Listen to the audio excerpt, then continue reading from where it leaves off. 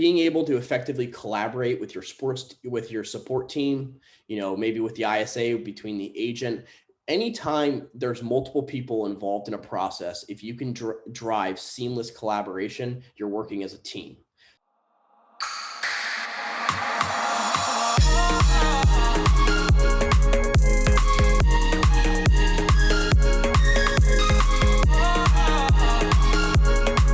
All right, let's roll. Everybody tell us where you're from, city and state. We've got many of you guys here. I am so happy today, Tristan, because I get to take care of this single man. I get to talk to him, yay. Okay, so ladies, stay away, take it easy. and the ladies know that. So, okay, let me talk a little bit about Lucido, but please tell us the city and state you're from. Susan, welcome from Fort Mill. We've there are a couple of them we've got Denver, that's good. Anyone else out here? Come on, let's talk to us. Well, I'm from Malibu, California. There you go. I'm from Fremont, California. We've got the Cali group here. Chicago is coming in, awesome. Well, you guys tell us where you're from. Let me tell you a little bit about our guest speaker today. He is from Lucido Global. He's a Chief Strategy Officer, Robert Lucido. Welcome, Robert. Thank you. Thank you. Great to be here. Thanks for having me. Yeah, absolutely. So a little bit about him. Like I said, he's a Chief Strategy Officer of Lucido Global, and his responsibility is to drive corporate strategy and innovation with the aim of creating economic moat, scale, and efficiency. Well, in our business, we need that really, Robert, across the Lucido companies. And before you were in doing this you started in 2018, you were a professional baseball player for the Toronto Blue Jays. Yes, Tristan, and Texas Rangers. And you graduated from Amherst College in 2015. So I'm not going to dive into your personal, but I really want to focus in on your company. So take it away. Tell us a little bit about what your company is all about, Robert. Yeah, first, it's certainly not my company. I'm just playing a small role in the company. I guess I'll park it I'll start right here. One of my favorite quotes is that opportunity lies where responsibility has been abdicated. So right now we're in this like fugue state with technology and real estate where, a survey came out 2 months ago that cited that only 27% of realtors use a CRM on a daily basis. So we're in this period where we're prone for massive amount of disruption, but we still have a significant portion of our industry that's resistant or very slow to adopt that change. And so in driving, innovation and economic moat, I look at every opportunity, every disruption as an opportunity to create exactly that moat. So how can we leverage more technology, something that's actually proprietary in our process, to differentiate ourselves from all the other competition? If your go-to-market strategy is, I offer A, B, and C strategy, well, breaking news, everyone can offer A, B, and C strategy. And everyone pretty much does, just only limit its resources. How much do you want to spend and how little are you willing to make for it? If you really want to preserve your commissions, if you really want to drive your business and provide more value to more people, you really do need to leverage technology in this next wave. So I put together a few slides. It's going to be relatively high level, and we can certainly go deeper, when there's any questions in the chat box or from Tristan or Johnke. So I really like what he just said, Tristan. It's all about innovation. And another thing is, if you're not focused on your CRM, then there's so much gold in our CRM, right, Tristan? I mean, that is the main thing here. Yeah. Yeah. So, on that, and then we'll dive in, with the Pareto principle where, 80 or 20% do 80% of the production. If I said you could do one thing and you would differentiate yourself from 3/4 of all agents, that's really meaningful, because if you're excluding 75% of agents and only 25 left remaining, you can do that by using a CRM daily. That's all you need to do to differentiate yourself from fundamentally 3/4 of all agents. All right, so to start, just making sure you guys can see the screen. Yep. All good on this end, man. So just perceptions of technology. When you're having a conversation, when we're having conversations with any agents who are resistant to adopt technology, it pretty much boils down to three things: that technology is inconvenient, they're uncomfortable with it, or it's just too complicated for them. And to me, there's a huge amount of irony in that, because what is technology? Well, it's a tool. The same people that are adverse to adopting new technologies for their career, for their livelihood, are the same people that leverage technology on a daily basis. So let me give you an example. If I was trying to get from point A to point B, if you don't want to use technology, well, you're walking. Not the most efficient. It's going to take a lot of your time and a whole lot of effort to cover that distance. Well, then the next evolution in technology is the bike. You're still putting in all the effort yourself, but you're covering that distance and twice as fast, 3 times as fast. Of course, the next evolution is a car, but now you're really starting to get into maximizing, minimizing the input and maximizing the output. Now, but what if I said well, there's a lake in the middle and you got to get across that lake. Well, now you need a boat. And then I was like, well, what if there were a technology that would allow me to get from point A to point B and not have to switch vehicles or not have to change technologies? It's all in one. Well, then you can fly. And so the way we look at it is, if I'm trying to get to point A to point B, and that's just an analogy for transportation, but it applies for everything we do. If you're trying to get from point A to point B and point B is closing that deal or landing that listing appointment, what's the fastest and most efficient way you can get to that listing appointment? And that's how we look at it. And that's very much how all agents should look at technology, because technology isn't really an inconvenience for them. If managed properly and implemented properly, technology is a huge benefit to them. So how we try to reframe it and how to get agents to perceive technology is not that it's being inconvenient or too complicated. That primarily derives from 3 things. First is that all humans are inherently biased to the status quo. We're much more inclined to weigh the risks of change as opposed to the risks of maintaining the status quo. So that's the first point, just human nature. The second is earlier technologies may have, tarnished people's conception of technology. When things are early stages and developing, any breakdowns, any lapses may have skewed, and they start to conflate that with this. And then the third thing is the fact that there are still technologies available out there that are ineffective, that aren't integrated across the platform. And so, you really need someone that has some sort of expertise to be able to, sift through and say, these are the available ones, what's the best one, and avoid paying that dummy tax. So technology, I mentioned this before, technology is a tool. And you ask yourself, what does a tool do? If I were to give you a screw and say, I need you to screw this nail into this wood board to put together this piece of furniture, and all you have is your hands. Well, now you're going to start trying to screw that into that wood board with your hands. Probably not the most effective. But then if I give you a drill, you're going to knock that out, piece of cake, with very little effort. So everything, every technology, every tool, every machine in your life, whether it's physical or technology, it's all an amplifier. It's all about how little work you can put in to maximize your output. And that in turn enhances the value of your time, enhances your income, week over week, month over month, year over year.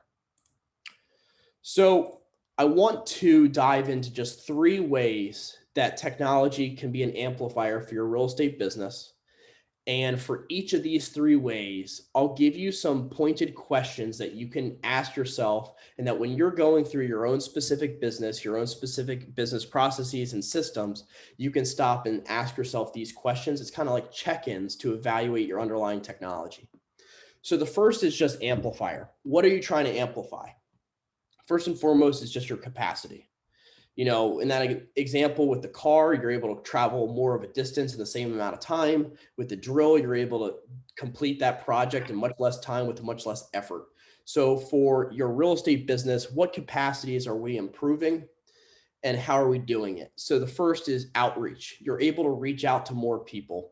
An analogy I give is from that movie, Pursuit of Happiness, where, Will Smith refused to put the phone down so he can dial quicker. Similar kind of dynamics. How quickly can you complete the same tasks and eliminate the wasted time and the redundant actions? So the first is through technology, you can increase your outreach. And you can do that through automations, automating tasks that you don't have to do yourself, such as, sending property alerts, market reports, automating communications, or, one of my favorite ones is automating the ability to leave a voicemail. And this is a massive, increase, especially if you have an ISA or if you're doing a considerable amount of cold calling. Imagine every time you wait, you get the beep, and then you're leaving the voicemail and you're repeating the same voicemail over and over again. Let's say that voicemail takes 15 to 20 seconds. Every time, if you're using technology, if you're able to automate that, pre-record it once, every call you make, every voicemail you get, you're able to automate, leave that voicemail through technology, and you're on to your next call. That is a good one. Sorry to interrupt you, but that is a very good one, right, Tristan? It is, man. I'm starting to, yeah, automating the voicemail. I like that. Yeah, I mean, through our Robert, go ahead. I like that you put automation under capacity, because a lot of people don't even place it in there. So it's very good. Yeah.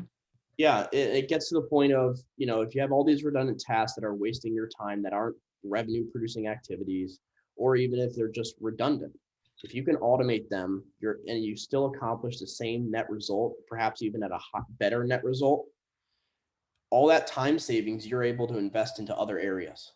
So you have this geometric growth pattern of you're accomplishing better positive results more frequently, and you're able to allocate your time more effectively.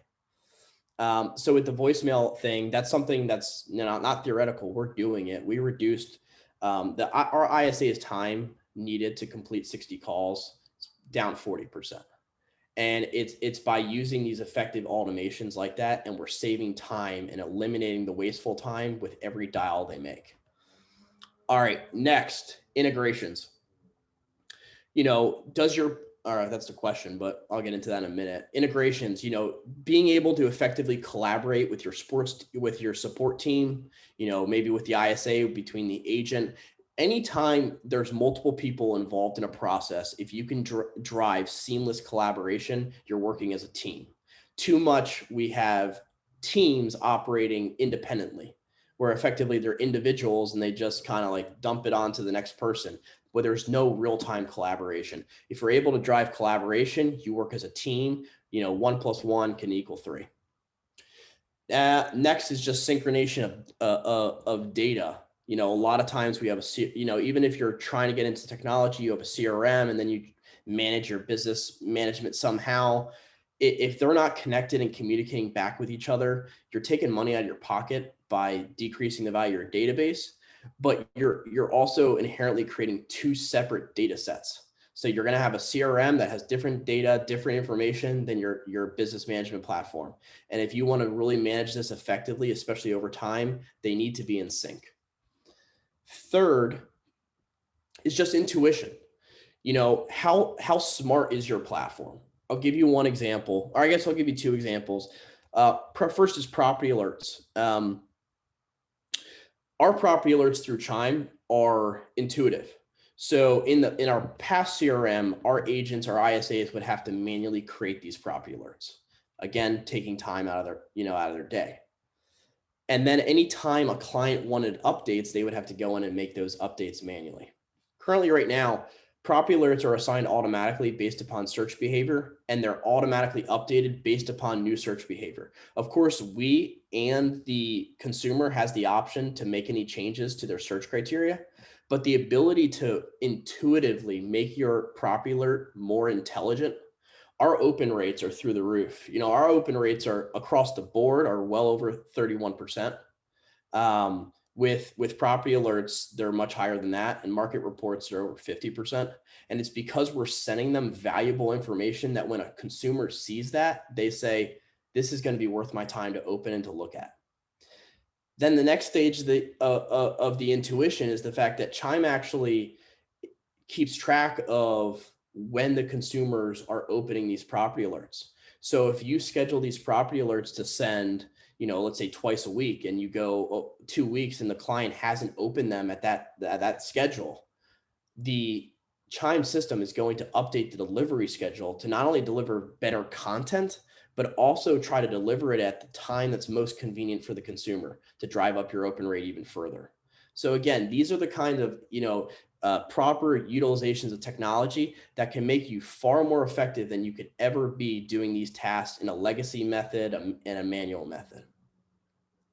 Now, the next thing I just talked about that. And that gets into the overlay of how you're benefiting the consumer and also the agent experience. Now, the questions regarding capacity, the first is automations. One of the questions you should ask yourself are, what redundant tasks can technology automate for you? And perhaps how could you even do it at a higher level through technology? So that's the first question. So I would sit down and say, what are tasks you're doing every single day? What are tasks your personnel is doing every single day? And can that be effectively automated? And if you can accomplish that, then the fun part becomes, okay, now you've saved X amount of time. What could you do with that time? You know, we gave a presentation to our agents earlier this week. And oftentimes we overlook the small things. We say they don't matter. Oh, it's just 15 minutes, just 15 minutes out of my day. Well, if you're doing that 6 days a week, and then you're doing that, 50 weeks a year, what that equates to is just under 2 full work weeks of times wasted over the course of a year. It's 75 hours. So when we actually extrapolate that across our organization, our hundreds of agents, what it equates to is 9.5 years of work time wasted in one calendar year across our organization. Just 15 minutes a day, 6 days a week. So pay attention to those small things, because the small things add up and you do them over and over again. And if you can effectively automate them, if you can invest an hour in now to correct that, or whatever time it takes to invest that, to correct that now, you're going to reap massive benefits over time. The second question around integrations is, does your platform integrate with an IDX? I mean, it kind of blows my mind right now that agents still operate on CRMs that don't have an IDX website component to it. You more or less, you're just operating. Why don't you just use MailChimp or use a spreadsheet at that point? If you're not delivering them valuable dynamic content, why should an agent use you? And furthermore, if you don't have that IDX component, fundamentally, all your lead gen strategies are kind of like thrown out the window. The things that are generating the most business for us, and we've generated $600 million worth of appointments this year, it's out the window. You're just reduced to 1990s technology where you're just calling people, or, I mean, I guess you could send them text messages now, but anyways, so is your platform have the ability to integrate with an IDX website? One. Number two is, does it integrate with third-party business gen technologies? So, example like BombBomb or some other ones where you can deliver, again, valuable content, save time, you record it one time. Do you have those integration capabilities? And number three is it connected to your business management platform? Ask yourself those three questions and you're going to get a pretty good rendering of the current state of your tech stack. Number three is just intuition. And we talked about this a little bit already, so I don't need to go into it, but that's a typo. Are your auto communications dynamic? That's one question right there. Again, I talked about delivering the valuable content through the property alerts. And then also the next stage is not only delivering that content, but also at the best time for that specific user based upon data. Like, there's no way you can know that insight just offhand, especially across a database of thousands of people. So that's capacity. The second thing is insight and intelligence. Right now, we're at a stage where if you're overwhelmed by the speed of the market or speed of innovation, the news for you is it's only going to get faster. The rate of innovation is accelerating further and further. I mean, you can go back and you can look at the stage of development in like the first wave of technology innovation, and then the second wave, it's geometric increase. So if you want to be at the cutting edge, if you want to be on top and manage your business to the utmost extent, you need real-time insight into your business. And that's at a very specific level. So, too often, the legacy method is basically you manage to outcome. You manage to sales and revenue. In our industry, that lags by about 3 months, if not more, because the settlement timeline, you're nurturing a prospect, you get them to the agreement stage, then you're house hunting for, in this market, sometimes, it's like a year or so, you're doing 12 to 20 offers. Then you finally get under contract. Maybe it falls through, maybe it doesn't, but then a 30-day close, maybe it's a drawn out close with like a 3-month rent back. If you're managing to outcome, you're reactive, and sometimes reactive by 6 months to a year.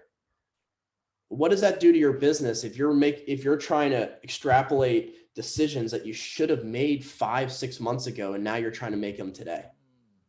So if you want to manage your business effectively, you need to manage to activities, not outcomes. Outcomes, of course, has a component to it, but you manage to activities, and you manage to activities in real time. So does your platform allow you to sit down and in real time with no additional work, pull out the pertinent key performance indicators that you need to manage and optimize your business? And that parlays into optimizations, which, just hinged on, which is, having that access to the data so you can figure out where your bottlenecks are, where your problems are, and how to improve them at the very individual level. And then lastly is using that data to more effectively manage your personnel, manage your business, manage your resources. Our industry is also seasonal, which presents, other considerations and other complications. So if you're managing on an annual basis, well, then by definition, you're going to be over capacity in Q1 and Q4, and you may be at capacity or under capacity in spring market. So how do you balance that, and how do you more effectively manage your business and optimize efficiencies? So I kind of got ahead of myself and asked those questions, but here they are again. Do you have access to pertinent data in real time? Do you have the necessary data to make concerted optimizations? So if you think about our sales funnel, everyone kind of or not everyone, that's not fair to say, but many people boil it down to just one sales step, which is you sold a house. In reality, there's 6 to 7 steps depending on how you foresee it. Website traffic, lead capture, conversion to appointment, to agreement, contract, close, and then, recurring through the database. So we track every piece of business through that whole conversion process in real time. So do you have the ability to figure out, okay, this one got to a appointment. Why hasn't it gotten to agreement? Where's the breakdown there? And then you can extrapolate that across the organization, across your agents, across your ISAs, and then you can figure out where the pitfalls are and then coach to it and then improve it and then implement more optimizations to drive further efficiencies. I love that. Yeah. So then moving into step 3 is just general revenue maximizer. And I wanted to touch on one especially important one regarding around your database quality. So I talked about before about how if your CRM is not integrated with your business management platform, you're going to inherently have 2 separate databases. Yep. And unless you're doing your, redundant and very manual update of your CRM with all that transaction information, your database, which is your data bank, is going to be lesser quality than it should be. And one thing I read a month ago, which has stuck with me ever since, is that the 90 versus 12. Inman had an article where I read this. It was about a month ago. 90% of clients say they would work with the agent again. Only 12% actually do. So, when you're talking with a SaaS company like Chime, like they have their numbers down. They know what their cost of customer acquisition is. And furthermore, they know what their cost of client retention is. If we took that approach to our business and say, I just worked my tail off and competed against thousands of agents to get this listing. Now, I know on average, depending on the asset type in our market, it's 7 years for a townhouse. It's 11 years for a single family house. I know that piece of business is going to come up due again in 7 to 11 years. I also know that they have kids that are going to be graduating college. I also know that they're going to either upsizing or downsizing. I also know that they have referrals. They have relatives. They have friends. I worked my tail off to get that piece of business. And look at that delta right there. 78% drop off. If you just dominated the clients you already worked your tail off to earn and retain them, how much more money would you make over your career? And that just struck me. I'm like, if you're not mastering your database, and furthermore, in my opinion, if you're going to master your database, a large part of it has to be effectively automated, because the more you increase your business, the more transactions you're doing.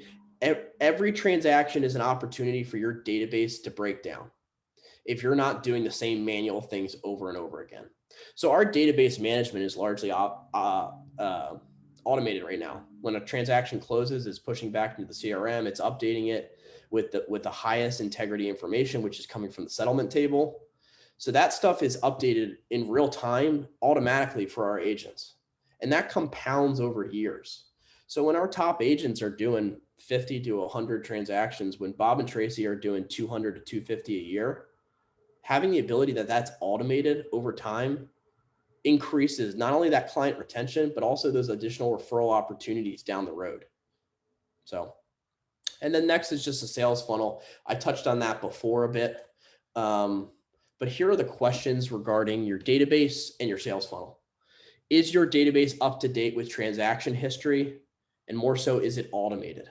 Because I guarantee you, if your plan to satisfy this is I'm just going to go in there and update it, do it all over again, put all the transaction information into that profile and do it for every transaction, it's not going to happen.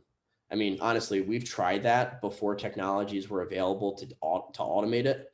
It's a cluster, especially if you're a high producing agent. So the second question is, do you have an effective and consistent database management system? And then how much is it automated? Next, with the sales funnel is, do you have complete visibility of the sales funnel? Like I just very quickly walk you through how we visualize our sales funnel. And it's down to every step of the conversion process, from the website down to the recurring business data or the recurring database management. So do you have visibility of each step in that process? And can you effectively identify where you're losing business, what you're doing well, what you need to improve, who's doing well and who's not doing well, and how you can coach them effectively? Like if you're sitting down with an agent who's not meeting their goals, if you can't figure out where their bottleneck is, like are they struggling to get the appointment, or are they struggling to convert it to agreement?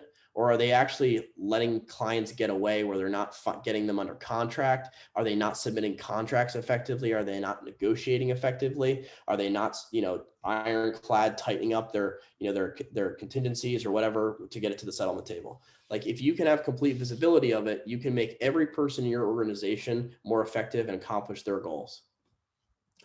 And that's the last question. The last question there is, are you able to identify and analyze those bottlenecks? And when things are in the yellow flag range, so you can head them off before they get to the red flag range.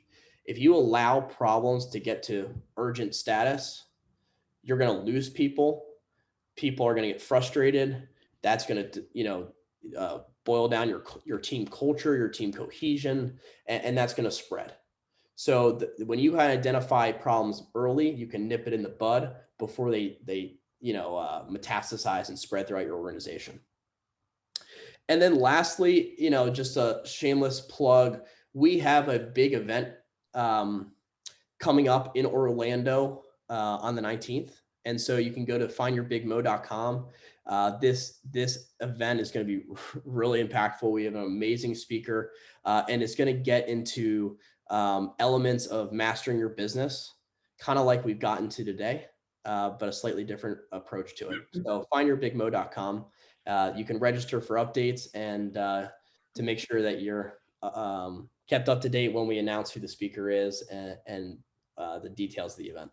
This is some great information, Robert. Thank you so much. Just so focused on it. This was really good. For our audience out there, I just want to let you know this webinar is being recorded and will be available on YouTube. And connect with Chime. I'm telling you, I know I have Chime. I know Tristan has Chime, right, Tristan? And I love it. And I love, there we go. We love it. There is a link right there. Please, go. You'll receive a free personal demo, an exclusive LCA discount as always. Thank you, Tristan. The link is right there, ladies and gents. So Should we wrap it up? Do we have any questions out there? Let me see if we had any. I was answering them on Facebook, and Okay. so I think we got them all in. Awesome. There was one question on AI, but I think we're good. Robert, this isn't the last time we're going to interview you, buddy. So Absolutely. I'd love to go in deeper on how you guys are using AI and to qualify, take over, and that whole process. So are you open to talking about that next round? Yeah, sure, absolutely. Yeah, we're using it. I And- love AI. You have to tell you that because we've seen some good results, right, Tristan? Yeah. Yeah. So I Very know good. Ryan had a question. I'm considering joining Curator, and I believe they include Chime as their CRM. Is that correct? Brian, that is correct. Robert, are you guys part of the Curator process, or do you get leads just directly through Chime? Yeah, we manage all our business through Chime. I have had some exposure in certain members of our organization have experience with Curator. I can't speak to it personally. We manage all our business directly through Chime and have pretty remarkable results. Yeah, and we do the same thing. Ryan, we just go directly through Chime, and anything that we outsource for PPC, we also use Ylopo. Yep. And that's how we've had massive success. Rick Larkin says, I use FUB. How would Chime integrate, please? Rick, you can integrate them. We still use Follow Up Boss as well. But I would suggest take a look at Chime first to see if that's something you want to go full in on, or keep FUB and have a workaround there. You can always reach out to me too, Rick. So yeah, we don't use Follow Up Boss in our organization, but I can tell you that we used to. In the Q1 of this year, we were actually operating our whole organization on a different CRM, and we actually ran a concurrent test. So we actually put Chime up against that CRM. It was Boomtown for 3 months, and at the end of the 3 months, the results were so astounding that we migrated 44 locations and hundreds of agents over the next 3 months. It's all about working smarter. It says it right there. Yep. On that note, it's a wrap. Thank you so much, Robert. Thank you for really giving us some great data, great information. Thanks, Tristan, as always, for bringing this to us. Talk soon. well, you hosted it, so thanks, Jackie. Thanks, Robert. Appreciate you, buddy. Take care, guys. Bye-bye. All right, bye-bye.